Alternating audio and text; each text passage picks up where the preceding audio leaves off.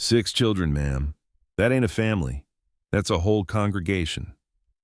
The bachelor tipped his hat and walked away before Martha Sullivan could respond. Not that she had words left. She'd heard some version of this 3 times already. And the Valentine's Day service hadn't even let out proper. Now, you have to understand something about Martha Sullivan. She wasn't a woman given to begging.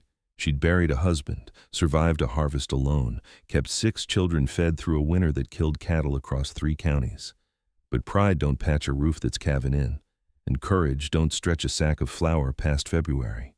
The soles of Daniel's boots had worn clean through last week. She'd stuffed them with newspaper and prayed he wouldn't notice. He noticed. She stood in the vestibule of the First Methodist Church, February 14th, 1883, wearing the one good dress she'd mended twice at the sleeves. Frost laced the windows in patterns that caught the morning light and held it there, cold and beautiful and useless. The baby, 2-year-old Ruth, fussed against her hip, gumming the collar of Martha's dress. 4-year-old Daniel tugged her skirt, asking for water in the loud whisper children use when they don't understand what quiet means. The twins, James and Joseph, shoved each other behind her back, James yanking Joseph's ear while Joseph drove an elbow into his brother's ribs with a ferocity that went well beyond play. 9-year-old Sarah pressed close to Martha's side, her small hand gripping her mother's wrist. She could feel it. Children always can. They sense the weather inside a room the way animals sense a storm before the sky turns. And Thomas, 12 years old, standing apart from the rest, arms crossed over a coat he'd outgrown 6 months ago, jaw set like a man 3 times his age. He glared at every bachelor who glanced their direction, daring them with his eyes to say one word about his mother. "Impossible," another man muttered to his companion. Not quietly enough. Who'd take on 6 young'uns man would have to be touched in the head. Martha's hands trembled. She pressed them flat against her skirt and lifted her chin the way she always did when the world pushed. The service was ending. Families paired off toward wagons and Sunday dinners. The pews emptied. The warmth everyone else carried with them didn't reach Martha's corner. She didn't notice the man in the last pew who hadn't moved. Samuel Price watched the whole thing. 51 years old, owner of the largest cattle ranch in the valley, widower of 3 years, and lonelier than he'd ever admit to a living soul. He'd come to church because his empty house had started talking to him in the silence, and he didn't like what it said. He stayed because of the woman by the door. The one with trembling hands and a lifted chin. The one nobody wanted. He saw the boy standing guard like a young soldier who'd appointed himself to a post nobody asked him to fill. Samuel stood, straightened his coat, walked toward her. Martha saw him coming and braced. Another polite excuse, another careful retreat. She set her jaw and waited. She wasn't ready for what came next. "Mrs. Sullivan, my name is Samuel Price. I'm a widower with a large ranch and no family to speak of. I wonder if you'd consider a proposal." Martha stared at him. Ruth squirmed on her hip. Daniel pulled at her skirt again, and she settled him with a hand on his head without looking down, the way mothers do when their bodies know things their minds are too busy to attend to. "Sir, I don't believe I heard you right. You heard me fine, ma'am." She searched his face for the joke, for the cruelty that sometimes dresses itself up as charity in small towns where everyone knows your business. Samuel Price, she knew the name. Wealthiest rancher in the county, big house on the hill with a porch that wrapped clean around, the kind of man who could have any widow in the territory, the quiet ones with no children or maybe one well-behaved daughter. "Mr. Price, do you know how many children I have? 6. I've been watching you all morning. 2 daughters, 4 sons, ages 2 through 12. Her voice steadied the way it did when she was delivering hard truth, the same voice she'd used to tell Thomas his father wasn't coming home. "The baby still nurses. My eldest is rebellious. The middle ones fight like barn cats from sunup to sundown. Why on God's earth would you want this?" Samuel looked at her children. Really looked. The fussing baby with her mother's dark eyes. The small boy clutching a wooden horse. The twins still shoving each other. The girl with the serious face. The angry boy by the door who hadn't uncrossed his arms once. And Samuel smiled. Not a pitying smile. Something warm and aching and true. The kind of expression that costs a man something to wear. I got a big house. Mrs. Sullivan, 12 rooms, every one of them empty. Too much silence in those halls.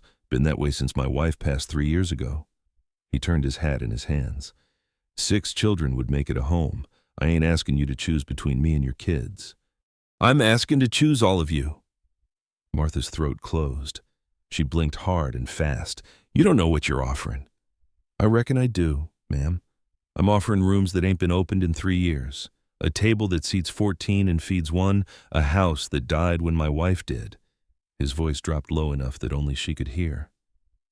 "Your children would resurrect it. Please, give me a chance." The church was empty now. Just Martha. 6 children, and a stranger who was either the kindest man she'd ever met or the most foolish. "A courtship," she said carefully. "Not a promise. A courtship. That's all I'm asking." She said yes because she had no other road left to walk. He said please because he'd forgotten what it felt like to have someone to ask. Neither of them knew yet that desperate and lonely, put together right, can sometimes build something worth keeping. 1 week later, Samuel Price stood in Martha Sullivan's doorway and understood exactly what he'd signed on for. The cabin was barely 4 rooms. The smell came first, the way it always does with small houses full of people. Wood smoke and boiled beans and wet wool and the particular sweetness that hangs in the air where too many small bodies share too little space. February's last cold pressed against the windows, and the draft through the walls made the candle flames lean sideways like tired men. Ruth wailed from a cradle in the corner. The twins rolled across the floor, James pinning Joseph's arm behind his back while Joseph kicked at anything within reach, both of them red-faced and committed. Daniel sat beneath the kitchen table, whispering to a wooden horse with a chipped ear.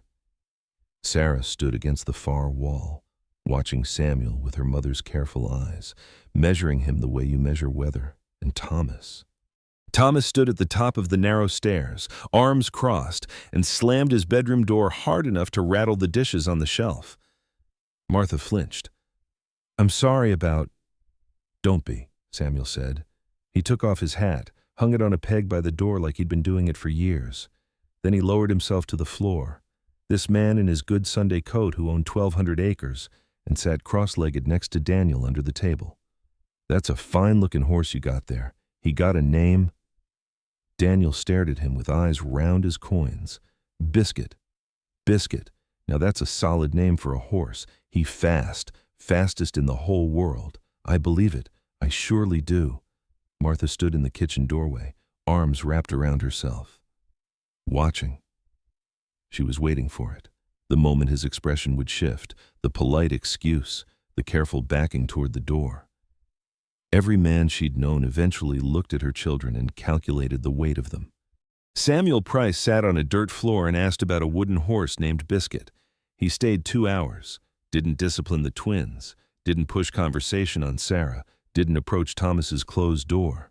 He fixed a loose hinge on the kitchen cabinet, held Ruth when she fussed so Martha could eat her own supper for the first time in days, and left before dark. At the door, his eyes swept the broken fence along the front of the property, 3 rails down, leaning at angles that wouldn't survive the next hard wind. He said nothing about it. Martha watched him ride away on a horse worth more than her cabin and everything in it. He'll stop coming, she thought, pressing her forehead against the cold glass. They always do. He didn't stop. Every Tuesday, every Thursday, come rain or mud or wind cold enough to cut through wool. Samuel Price rode to Martha's cabin and stayed until the children's bedtimes. March arrived gray and heavy with the smell of thawing earth. The first week, Samuel fixed the fence. Martha came outside one Tuesday morning to find him already there, coat off, sleeves rolled, setting posts in the half-frozen ground.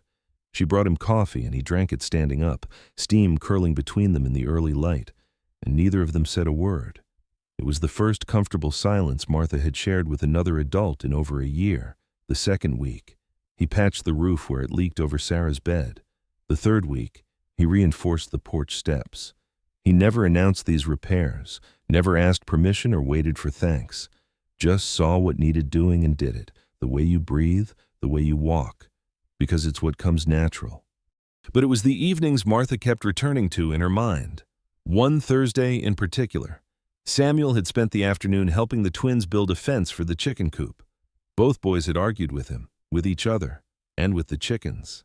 Joseph had dropped a hammer on his own foot. James had gotten his sleeve caught on a nail. Samuel had handled all of it the way you handle weather, patiently, without complaint, knowing it would pass.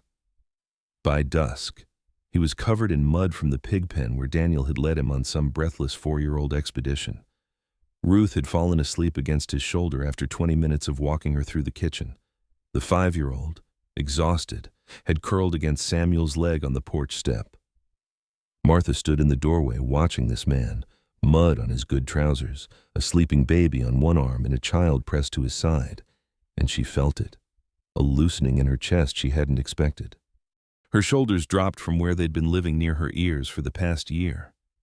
She caught herself smiling and didn't know how long she'd been doing it. After bedtimes, they talked. Martha learned about Clara, Samuel's wife, how the fever took her in 3 days, how he'd closed the bedroom door and never opened it again. He learned about William, Martha's husband, thrown from his horse during harvest, leaving her with 6 children and 40 acres she couldn't work alone. Hardest part wasn't the work, Martha said quietly, staring at her hands.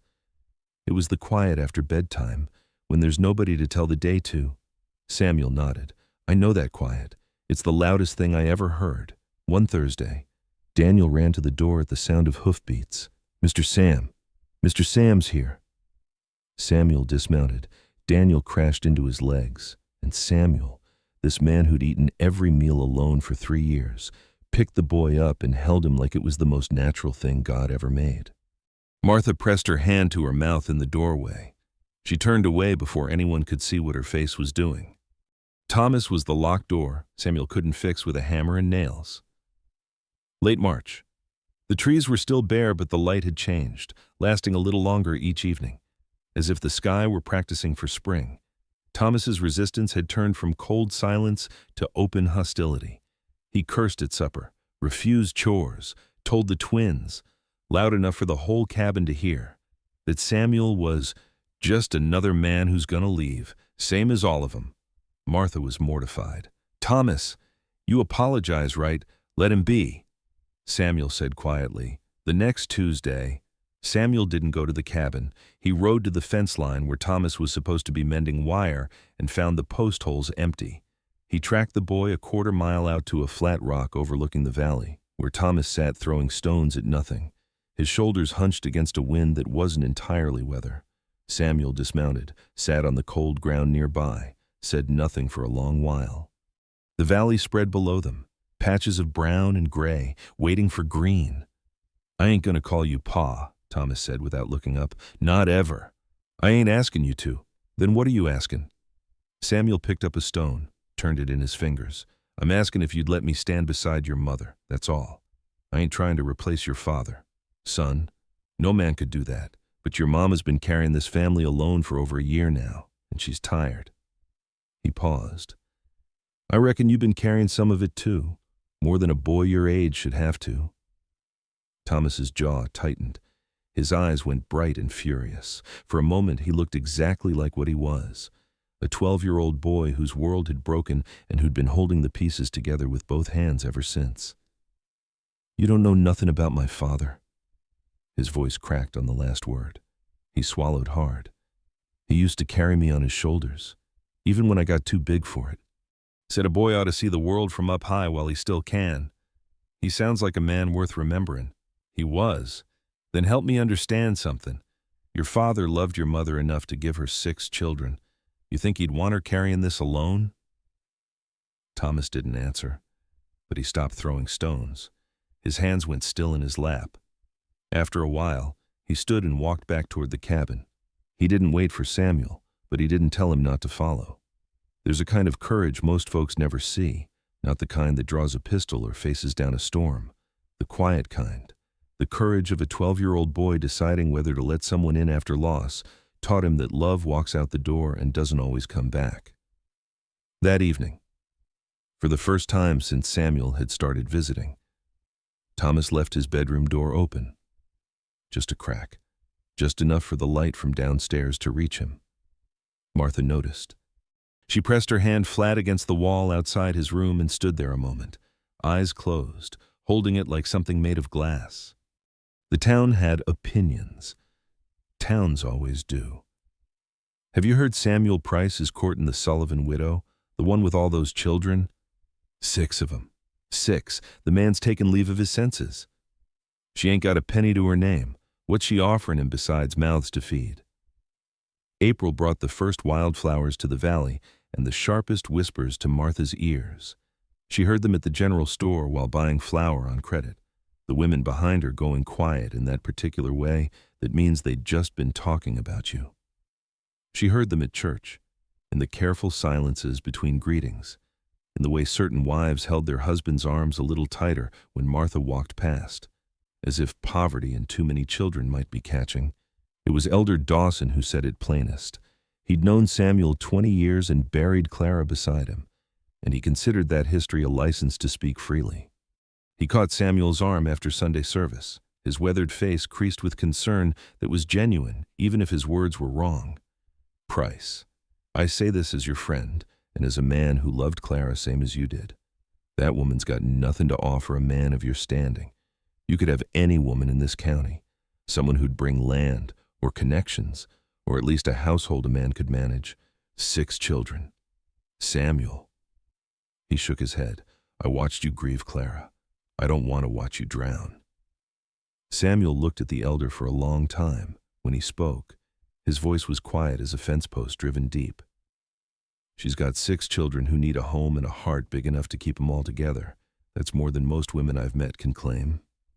And with respect, Elder, I reckon I know my own mind. He tipped his hat and walked away. Martha was on the church steps, close enough to have heard every word.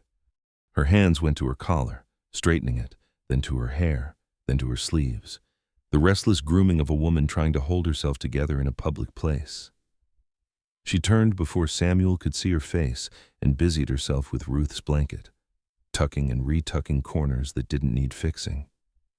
That night, after the children slept, Martha sat at the kitchen table in the dark. She didn't light the candle. Her fingers traced the grain of the pine, back and forth, the way you touch something when your hands need to move but your body can't. On the wall above the table, the children's drawings caught the moonlight through the window. Stick figures in a big house with too many windows. Sarah had labeled them in her careful hand. Mr. Sam's house with all of us inside. Every window had a face. Every face was smiling. When the world's been telling you you're too much for too long, one good man's word don't erase it overnight. The voice that says you don't deserve this, it speaks louder in the dark than any kindness spoken in daylight. Martha knew that voice. She'd been listening to it for a year and a half, and it had never once been wrong. Until now. Maybe. She pulled a sheet of paper toward her, dipped the pen, wrote the first line of a letter she hoped she'd never finish. Dear Mr. Price, you are a good man. She set the pen down, stared at the words, left them there.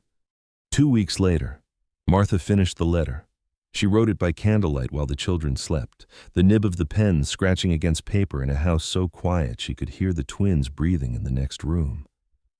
You deserve a wife, not a rescue. I release you from any obligation you feel toward us. She signed it, folded it, pressed the crease with her thumbnail until the paper held its shape, and set it on the table beside the cold cup of tea she hadn't touched. She meant to send it in the morning. God, or weather, or the particular cruelty of fevers in small children, had other plans. Ruth spiked at midnight. It came on the way fevers do with little ones, fast and biblical. 1 hour the baby was fussy, gnawing her fist. The next she was rigid and burning, her cry thin and sharp as a needle drawn across glass. Martha held her, rocked her, sponged her forehead with water from the basin. The water warmed against Ruth's skin almost as fast as Martha could wring the cloth. By 1 in the morning, Martha's hands were shaking too badly to hold the compress steady. Thomas! She shook her eldest awake. Thomas, ride to Mr. Price's ranch. Tell him Ruth is sick. Tell him...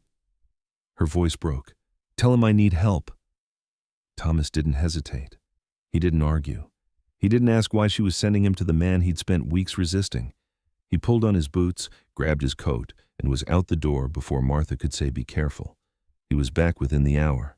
Samuel right behind him on a lathered horse. Samuel came through the door smelling of cold night air and sweat. He didn't ask questions, took one look at Ruth in Martha's arms, felt the baby's forehead with the back of his hand, and his face went still and steady the way a man's face goes when he's decided to be the calm in the room. Hot water, clean cloths, we'll keep her cool and wait it through. They waited. Samuel held Ruth while Martha prepared compresses. When Martha's hands trembled too badly to wring the cloth, Samuel wrung it without comment, gentle as if he were handling something holy. When the twins woke, frightened, he sent them back to bed with firm, quiet words. When Sarah appeared in the doorway, pale and silent, he told her to heat water and gave her something to do with her fear. At 3 a.m, Martha's body surrendered. She fell asleep sitting upright in the kitchen chair, her head dropping forward, jerking back, then dropping again. Samuel took Ruth from her lap, settled into the rocking chair, and held the baby against his chest. Her small, fevered body rose and fell with his breathing. He hummed, low, tuneless, the sound a man makes when he's forgotten anyone is listening, a melody he used to hum to Clara when she couldn't sleep. He hadn't hummed it in 3 years.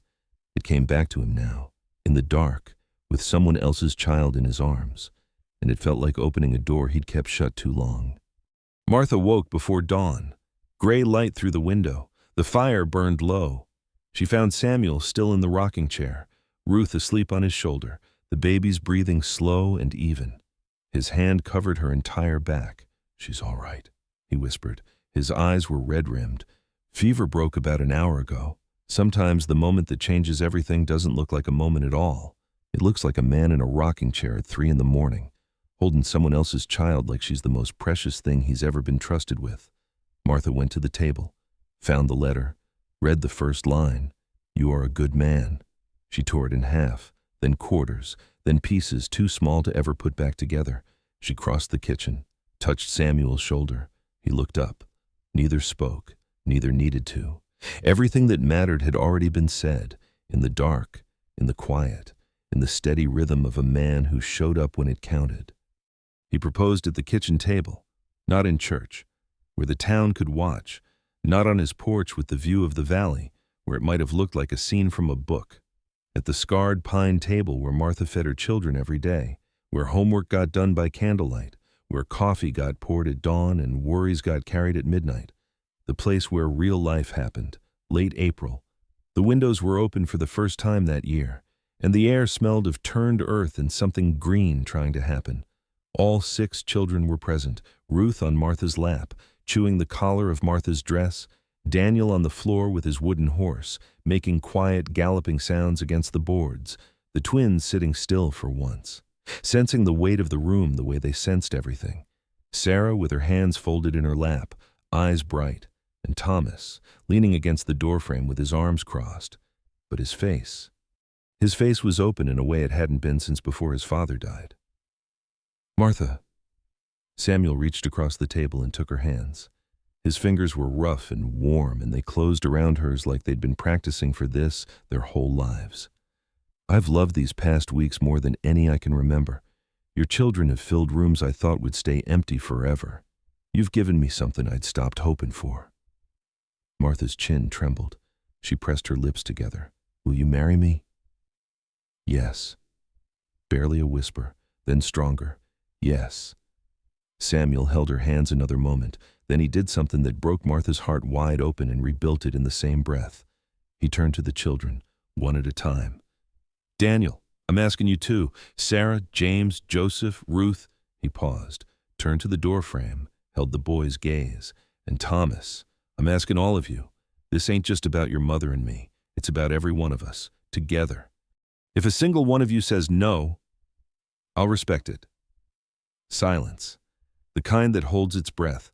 The kind where you can hear the wind outside and a horse shifting in the barn, and your own heartbeat counting seconds that feel like hours. Martha's hand went to her throat. Sarah gripped the edge of her chair. Daniel stopped galloping biscuit and looked up. The twins looked at each other and then at Thomas. Because they understood. Even at 8 years old, that whatever happened next would follow their brother's lead. Thomas uncrossed his arms. He looked at Samuel. He looked at his mother. He looked at the table where his father used to sit. And something moved across his face that was too old and too young at the same time. Grief and hope, fighting for the same ground. He nodded. Once, just barely, but it was enough to change the shape of everything. The room broke open. Daniel whooped and scrambled onto Samuel's lap. The twins tackled his legs. Sarah threw her arms around Martha. Ruth, startled by the noise, grabbed Samuel's finger and held on with the grip babies use when they've decided something belongs to them. Martha pressed both hands over her mouth. The sound she made was half laugh, half breath. The sound of a woman discovering that the thing she'd stopped believing in had been walking toward her all along. Samuel blinked. His eyes were wet. He didn't hide it. They set the date, May, and the town. Funny thing about courage, when one person shows it, others remember they had it too. Women who'd whispered behind Martha's back arrived at her cabin with fabric for a wedding dress. Elder Dawson, who'd warned Samuel he was drowning, offered to host the reception at the church hall. He brought his wife's lace tablecloth, the one she saved for Easter. Neighbors who'd walked past Martha for a year remembered how to be neighborly. That evening, Thomas found Samuel by the horses. The boy's voice was rough and low, words pulled from a place that doesn't give them up easy. My father used to carry me on his shoulders, he said, even when I was too big. Samuel waited. He would have liked you. Samuel put his hand on the boy's shoulder. He couldn't speak. There was nothing in his throat but a thickness that wouldn't clear. But some things are too big for words. They can only be carried in the space between a man's hand and a boy's shoulder. In the quiet understanding that love doesn't replace love, it just makes room for more. They married on a Sunday in May, 1883. Wildflowers on the altar, purple and white and yellow, picked that morning by Sarah and the twins from the field behind the church. 6 children stood beside them, Ruth in Sarah's arms, batting at a ribbon, Daniel clutching Biscuit, the wooden horse with the chipped ear, because some things are too important to leave at home. The twins in matching shirts Martha had sewn from fabric the town women brought. And Thomas, tall and solemn, standing at Samuel's right hand, holding the ring in his palm like a promise he'd decided to believe in. The same church doors that had closed around Martha's loneliness 3 months before opened to let her family through. But a story that ends at a wedding is only telling half the truth. What came after was harder and better and louder than anything Samuel Price had imagined when he'd sat in that last pew on Valentine's Day, watching a woman the whole town had given up on. Years passed. The ranch house, that big silent house with its 12 empty rooms and its closed doors and its hallways that echoed with nothing, became the noisiest home on the frontier. Doors banged at all hours. Boots tracked mud across floors Clara would have kept spotless, and Samuel wouldn't have had it any other way. The kitchen smelled of bread and coffee strong enough to float a horseshoe, and there was always someone at the stove, always someone at the table, always a voice calling from upstairs or out in the yard. Every room had a life now. Every door stood open. Thomas grew into a young man who worked the ranch beside Samuel with a quiet competence that made the older hands shake their heads in admiration. The boy who'd slammed doors became the man who opened them. He never called Samuel Pa. He called him Sir. And the way he said it, you understood something words couldn't carry on their own. He said it the way you say the name of someone who showed up when the rest of the world walked away. The twins found their own shapes. James with the horses, gentle and sure. Joseph with his nose in every book he could find, the first in the family to talk about going to college. Sarah taught Sunday school at 16, patient and bright, her mother's careful eyes and her mother's steady hands. Daniel, who'd once whispered to a wooden horse under a kitchen table, grew into a boy who could calm any spooked animal on the ranch with a word. Animals trusted him. People did too. And Ruth, little Ruth who'd burned with fever in the dark while a man who wasn't her father held her through the night. She grew into a girl who laughed so loud you could hear her clear from the barn to the south pasture. She laughed the way children laugh when they've never doubted they were wanted. One evening, years on, Martha and Samuel sat on the wide porch of the ranch house. The sun was going down, gold and copper over the valley. painting the hills in colors that don't have names. Inside, the house roared, an argument over supper, someone playing a fiddle badly, Ruth shrieking about something the twins had done or said or looked at her wrong. A door banged. Footsteps thundered on the stairs. Martha watched the windows. Every one of them lit from inside. Everyone filled with movement and shadow and life. "You told me once that chaos means life," she said. Samuel leaned back in his chair, closed his eyes, listened to the beautiful, ungovernable noise of the family he'd chosen with his eyes wide open. "I was wrong about one thing," he said. "I told you my house died when Clara did. Truth is, it was waiting. Just needed the right family to wake it up." Martha took his hand. They sat together in the last of the light, and neither said another word. They didn't need to. The house said everything for them, every banging door, every burst of laughter. Every footstep on the stairs Samuel had climbed alone for 3 silent years. Some folks look at a widow with 6 children and see a problem nobody could solve. Samuel Price looked at her and saw the answer to every prayer he'd whispered into empty rooms. And the children, those 6 souls the whole town called impossible, they learned something that would carry them the rest of their lives. The right person doesn't ask you to be less. They ask to be part of all of it. The noisiest house on the frontier, and the happiest. Every door open, every window lit, and somewhere inside, always, a child laughs.